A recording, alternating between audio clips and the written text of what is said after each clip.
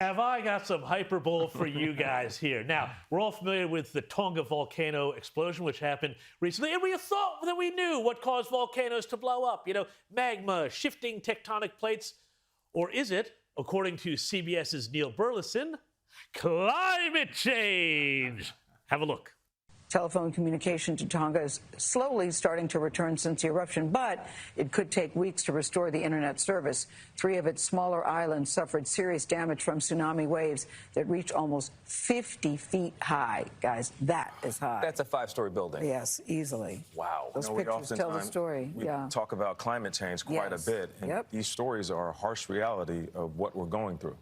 And we have to do our part because these are more frequent.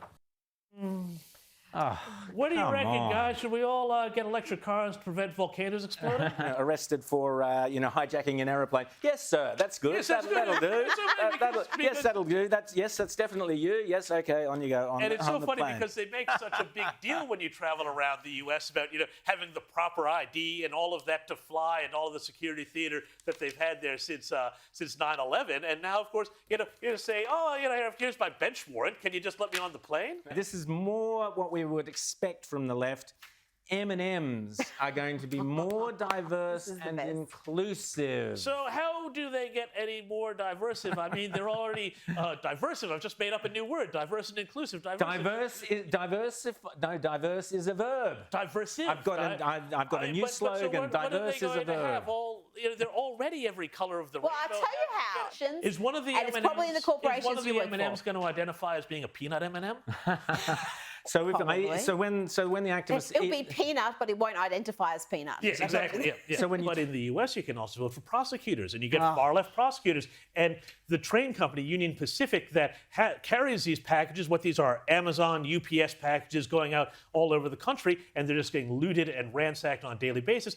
Their own security people make arrests over and over again, and the people get arrested, and then they wind up getting back on the street the very next day. This is happening in California. Now, I was in LA just the other day.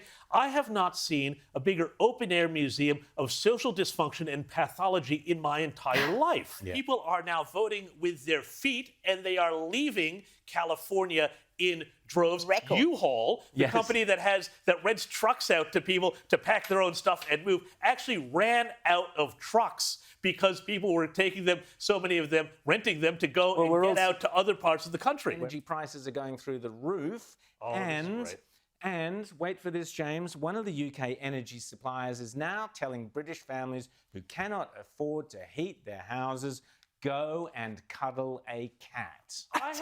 Hang on. That's the solution. I've got a big question for you guys. Is the cat vaccinated? This is it. Is the cat vaccinated? Because you do not want to cuddle an unvaccinated cat because you're going to get COVID. So we saw in the news this morning here that the U.S. Embassy has started to evacuate family members of diplomats from Kiev. So, it seems like embassy evacuation season just comes around earlier and earlier every year now under the Biden administration. Are people concerned, though, that this really is going to wind up with Russia making a move in the Ukraine? And is that going to wind up leading potentially to a conflict with NATO?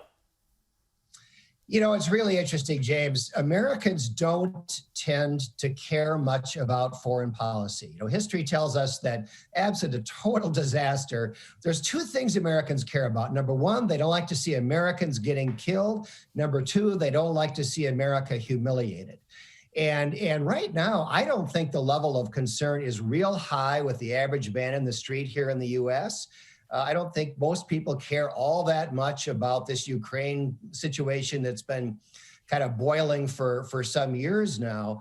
But if something happens that is seen by Americans to be an embarrassment, a humiliation for this country, then I think that the Democrats are going to pay a real political price. The key criticism seems to be that this boycott politicizes the arts. Is that fair? I mean, the premise of that question is flawed to me and many others. The arts is inherently political, especially given the fact that we are on stolen land. That's former journalist Janine Kallick. And if you don't think that amounts to censorship, just consider the fact she spearheaded a campaign last year to try to force Australian media to become mouthpieces for Palestinian activists. As the Australian reported, quote, the letter calls on editors and publishers to, quote, make space for Palestinian perspectives, prioritizing the voices of those most affected by the violence, and to avoid the both-siderism that equates the victims of a military occupation with its instigators.